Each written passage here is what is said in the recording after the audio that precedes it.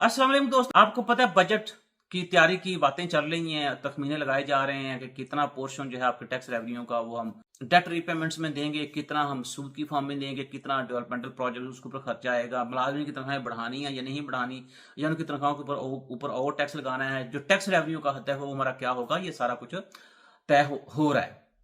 आल दो जो other issues हैं, चूंकि इसके ऊपर इतनी लंबी चौड़ी बात नहीं हो रही मीडिया के अंदर, तो इकानमी और इश्यूज के अंदर उलझी हुई है, उसको बातें चल रही हैं।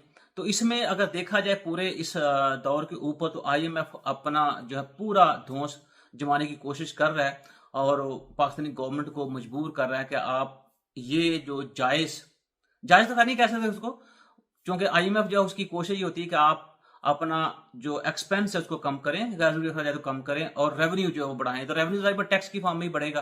तो इसलिए गवर्नमेंट भी कोशिश कर रही है कि हर वो हिडन जो पोटेंशियल सेक्टर्स है जहां पर टैक्स लगाया जा सकता है उसको वो टैक्स लगा रहे हैं। इस चीज को बिल्कुल छोड़ के कि आया कि जो महंगाई की सिचुएशन पर है हम ये टैक्स लगाएंगे तो इसका महंगाई के ऊपर और क्या असर पड़ेगा। लेकिन इसके साथ साथ चूंकि हमने आईएमएफ के साथ जो वादे किए, हाल तो पिछला जो हमने स्टैंड बाई प्रोग्राम जो लिया था उसमें हमने टारगेट्स तकरीबन पूरे किए, लेकिन आईएमएफ जो आए दिन उसकी नई से नई जो शराइत हैं वो सामने आती जा रही है। अब जैसे आपको याद है मैंने एक प्रोग्राम आज से तकरीबन 1.5 साल पहले किया, उस वक्त डॉलर 328 रुपए का बिक रहा था। तो एंकर ने मुझसे ये पूछा कि आप क्या देख रहे हैं कि पाकिस्तान का जो रुपया है उसका मुस्तकबिल क्या है, या आपके ख्याल में $1 जो है ये इसकी कीमत पाकिस्तान रुपए के मुकाबले में कहां तक पहुंचेगी। तो मैंने कहा 350 तक तो बड़े आराम से आप देखिएगा। तो हम 328-29 से वापस आए।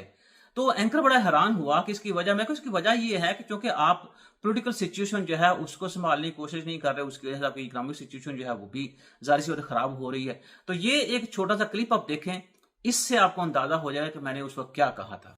कि हमारे सारे जो पॉलिसी एक्सपर्ट्स हैं, हमारे politicians, they have to understand economics is politics and politics is economics. इसके साथ साथ मैं आपको ये खबर दे रहा हूँ, पाकिस्तान के जो जर वाले के जखायर हैं 5.46 अरब डॉलर के इजाफे के साथ 14.626 अरब हो चुके हैं। अब चूंकि हमने पैसे वापस करने हैं जो कर्जे लिए हैं, तो इसी अमाउंट में से हम कर्जे वापस करेंगे तो फिर आपके रुपए के ऊपर और ज्यादा प्रेशर आएगा। लेकिन उससे पहले आईएमएफ ने यह कहा है गवर्नमेंट ऑफ पाकिस्तान से कि आपको रुपए की कदर जो है वो तकरीबन 18% कम करनी पड़ेगी। तो इसका मतलब ये हुआ कि जून तक आपका जो रुपया है वो 18% कदर खोने से $1 आपको 329 रुपए का मिलेगा। तो जब ये सूरत होगी और उधर से डेफिशिएंसी होगी फॉरेन रिजर्व के अंदर, तब देखें दोनों प्रेशर की वजह से आपका रुपया जो कितना वीक हो जाएगा। तो आने वाला टाइम बहुत नजदीक है जब $1 350 पाक रुपये के मुकाबले में बिकेगा और हम बेचेंगे, क्योंकि जब ये बात होती है तो हमारी लॉयल्टी जो है वो अपने प्रॉफिट के साथ होती है, ना कि मुल्की मुफाद के साथ होती है। मैं अपने पिछले व्लॉग्स के अंदर जिक्र किया था कि गवर्नमेंट थोड़ा लीकेज सारे बंद करे तो जो डॉलर लोगों ने छिपाया हुआ है वो मार्केट के अंदर आ सकता है। हर गवर्नमेंट ने किया भी और उसका फिर असर भी आपने देखा। अब तो ऑफिशियली आईएमएफ जो है ये कह रहा है कि 18% आपको रुपए की कदर कम करना होगी।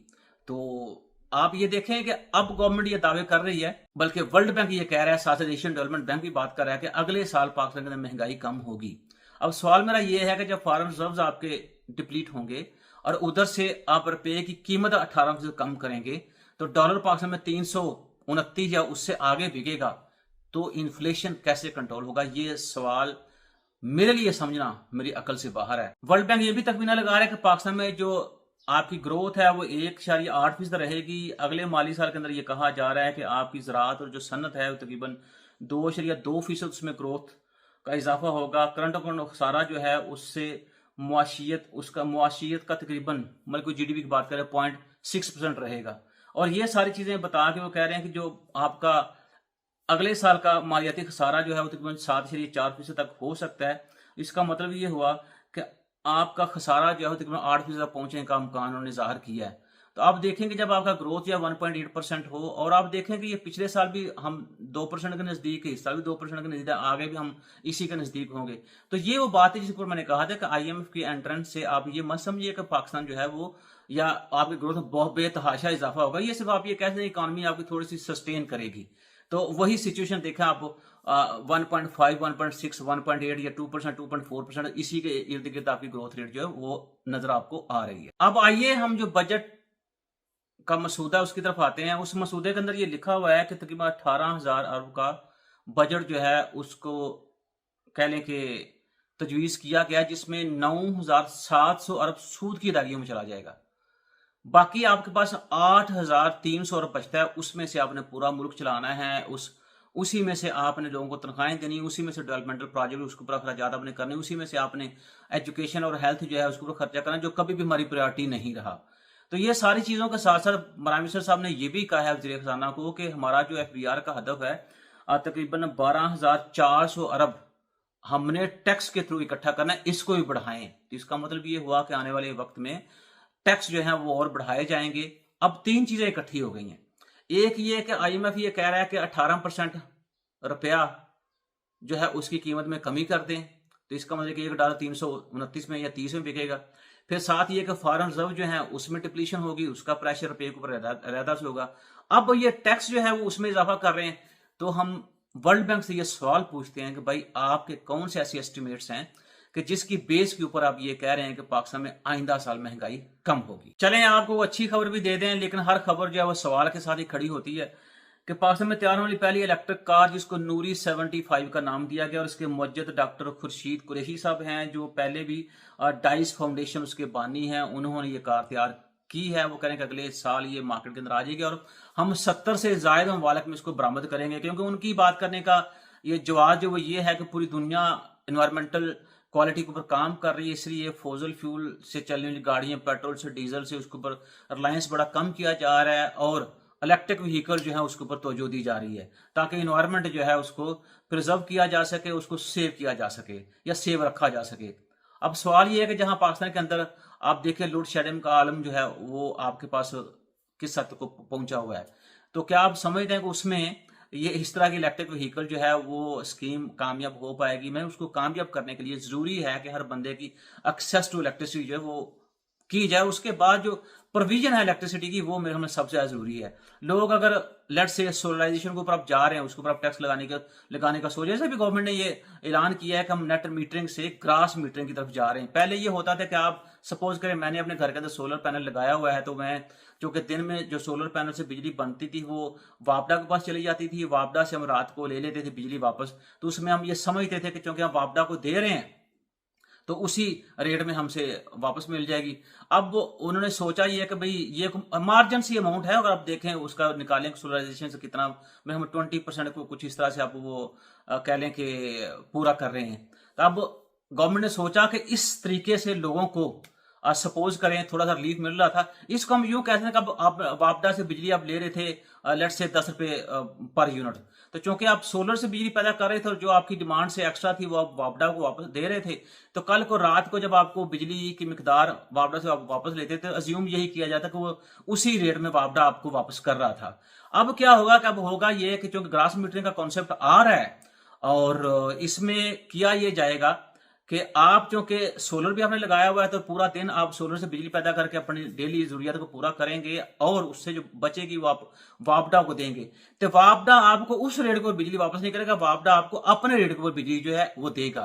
तो इसका मतलब ये हुआ कि अब आप जो सोलराइजेशन का बेनिफिट आपको आ रहा था उससे भी आप निकल गए, और दूसरा अब आप जो प्रोटेक्टेड रजिस्टर्ड कंज्यूमर थे उससे भी आप निकल गए। तो मुझे ये बताइए, क्या वाकई आप पीछे दिनों जो बात हो रही थी कि सोलराइजेशन को हम टैक्स लगा रहे हैं, जिसके ऊपर तरदीद भी की नहीं कि हम ऐसा कुछ नहीं कर रहे, लेकिन क्या ख्याल है आप चीजें उधर मूव नहीं कर रहे? तो मुझे जो अगला सवाल है मेरा वो ये बता दीजिए, क्या आप ये मार्जिनल लोग हैं जो सोलराइजेशन को शिफ्ट किया इन्होंने अपने आप को, क्या उनको आप इनकरेज कर रहे हैं या उनको सजा दे रहे हैं कि भाई साहब आपने ये काम क्यों किया?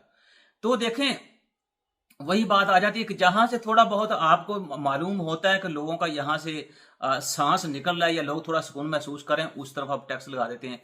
तो होना तो ये चाहिए था कि आप इंडिपेंडेंट कर देते लोगों को। ठीक है जी, आप जो बंदा हम सोलराइजेशन या सोलर पैनल जो है या सोलर इंडस्ट्री जिसको हम सस्ता कर दें, ठीक है, तो आप बिजली पैदा करें और अपनी जरूरत जिंदगी पूरी करें ताकि जो नेशनल ग्रिड है उसके ऊपर बर्डन कम से कम हो। लेकिन मसला यह है कि वो आप इधर लोगों के ऊपर टैक्स लगाते जा रहे हैं या कोशिश कर रहे हैं कि लोगों को हम उस नेट बिल जो इलेक्ट्रिसिटी बिल है उस सर्कल के अंदर लेके आए, वो कर रहे हैं। लेकिन दूसरे कैपेसिटी चार्जेस की मद में जो आप लोगों का खून चोड़ रहे हैं, तो हमारे अंदर इतनी हिम्मत नहीं कि हम उन आईपीपीज के साथ दोबारा से नेगोशिएट करें, सारे जो कॉन्ट्रैक्ट हम उनके साथ किए तो उसको रिवाइज करें और उनसे कहें कि भाई साहब हमने लोगों को रिलीफ देना है और ये एक रास्ता है, तो हम क्यों ना बैठें और जो जो प्रोजेक्ट्स आप हमारे साथ कर रहे हैं उनके जो कॉन्ट्रैक्ट्स उनको रिवाइज करें और अपना प्रॉफिट का मार्जिन कम करें। लेकिन यहाँ तो गंगा ही उल्टी बह रही है, बल्कि वो जो तकसीम कर कंपनी है वो अब कहती हैं कि तेल एडजस्टमेंट में पर यूनिट इतना बिजली की कीमतों में इजाफा कर दिया जाए। तो जहां ये सूरत होगी तो आईएमएफ भी जो बात कर रहा है जी आप ऐसा करें कि अमीरों से पैसा लेके गरीबों को रिलीफ दें, मुझे ना वो चैनल समझ आ रहा है, मुझे ना ये चैनल समझ आ रहा है कि कैसे गवर्नमेंट जो है वो सोलराइजेशन को अडॉप्ट करेगी, कैसे ये इसको इनकरेज। अभी तक जो चीजें मुझे नजर आ रहा है गवर्नमेंट की तरफ से खासकर सोलराइजेशन के ऊपर, वो तो नेगेटिव इंपैक्ट ही डालेंगी। लेकिन मैं दुआ करता हूँ कि अल्लाह ताला की ज़ात जो है हमारे हुक्मरानों को अकल दे और ये लोगों की फलाह बहबूद के लिए कुछ ना कुछ जरूर कर सके। खुदा हाफिज़।